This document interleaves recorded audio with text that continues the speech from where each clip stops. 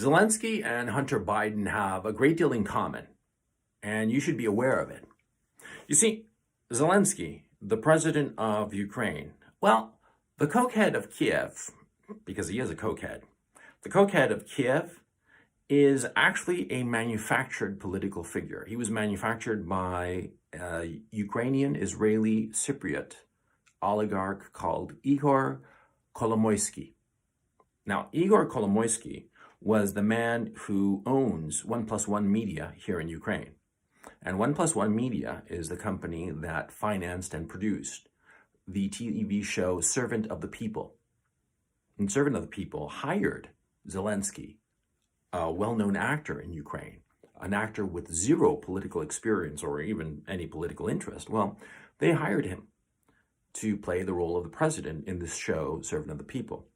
Now, Servant of the People had huge ratings, but a lot of people say that it was really weird, the amount of propaganda and PR that was done for the show. It was disproportionate to any other show of any channel. The amount of PR, positive press, and all the rest of it, it was really pushed on the people. Some people say it was completely astroturfed. Some people who know how to speak Ukrainian and who have watched the show have told me that it's a mildly enjoyable show, but no big deal. But anyway, the show was hugely popular. And it ran from 2015 to 2018. And almost seamlessly, Kolomoisky, the oligarch, created a party called Servant of the People, same name as the TV show. And their candidate was Zelensky, a man with no previous political experience and indeed no previous political interest. And Kolomoisky financed Zelensky to the point that Zelensky today is a billionaire. How many actors do you know are billionaires? I mean, I don't think that Tom Cruise is a billionaire and he's the most successful actor in the world, if he's just an actor. Zelensky is more than just an actor. He's the finger puppet of Kolomoisky, this oligarch. And do you know who Kolomoisky also financed to the tune of $50,000 a month, plus additional benefits of different sorts? Hunter Biden. Yes. In 2014, Burisma, the Ukrainian oil company, gas company, hired Hunter Biden to be on its board of directors to the tune of $50,000 a month. Who do you think controls Burisma? Kolomoisky, the same guy who manufactured Zelensky as president of Ukraine.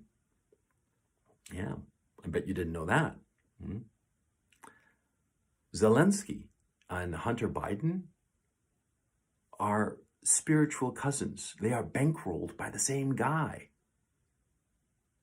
It's funny because both of them have drug addictions, pretty serious ones. Both of them get their money from Kolomoisky, and both of them are intimately involved in Ukraine. But here's the difference, of course. Zelensky doesn't have a dad who's president of the United States, now does he? Why do you think the White House, the United States, is freaking out so badly over Ukraine? In Ukraine, there are all kinds of secrets. In Ukraine, well, see, the more unsavory people in the Washington establishment have used Ukraine as their private piggy bank to the detriment of the Ukrainian people. They have financially raped Ukraine, stripping it of monies and assets needed by the people of Ukraine. And this is part of the reason that Ukraine is one of the poorest countries in Europe, if not the poorest country in Europe, because of the corruption, because of how Westerners have exploited it, Western politicians have exploited it. Hunter Biden, $50,000 a month. And you say to yourself, well, $50,000 isn't that much. Yeah, but $50,000 a year is the median household income in the United States. In Ukraine, a much poorer country, $50,000 a year would easily solve the problems of a good 4 or 5 families in Ukraine, the financial problems of those 4 or 5 families in Ukraine for a year. And Hunter Biden was getting that money per month just for himself.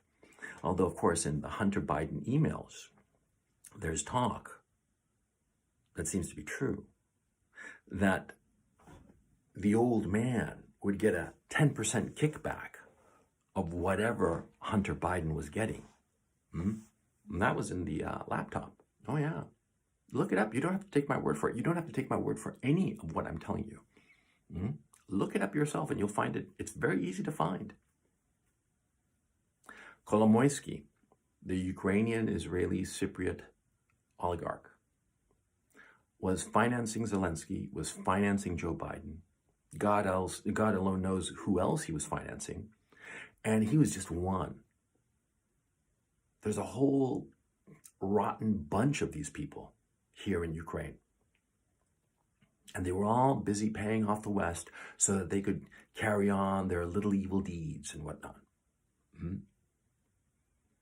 If you want to know why the West is freaking out over Ukraine, you have to understand that they are all terrified that the truth will come out in Ukraine.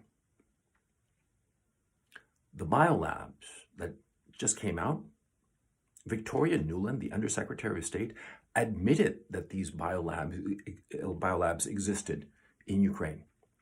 Why do you think that she would admit to such a thing if it weren't true? And she said that they were instructing the people in Ukraine on how to dispose of all their material before the Russians could get their hands on it. Now, that's weird. I mean, if I'm a biolab and I'm working on like the cure for Alzheimer's or something like that, I'm not worried about the Russians getting their hands on my research. On the contrary, I'm worried that the Russians might come in and destroy it, maybe on purpose, maybe on accident, right? But that's my worry. I'm not thinking to myself, oh, the Russians are coming, therefore I am going to proactively destroy my research. I'd never think that if I'm working on something mundane or potentially beneficial to the human race. But I would be thinking that if I'm working on something really nasty, if I'm working on something really nasty like a super anthrax virus or something like that, or some super plague that will kill off a whole bunch of people, then I'd be thinking to myself, how do I get rid of this material, of this research that I've done before the Russians find it and get their hands on it and show the world what I've been up to? See, that's the thing that all the politicians in the West are worried about insofar as Ukraine is concerned. They don't really care about Russia taking it over. They don't care about the Ukrainian people. They don't care if Ukraine is turned to rubble. Actually, they hope it will, because in that rubble will be hidden all their deeds, their evil deeds, their corrupt deeds. That's why they want to destroy Ukraine.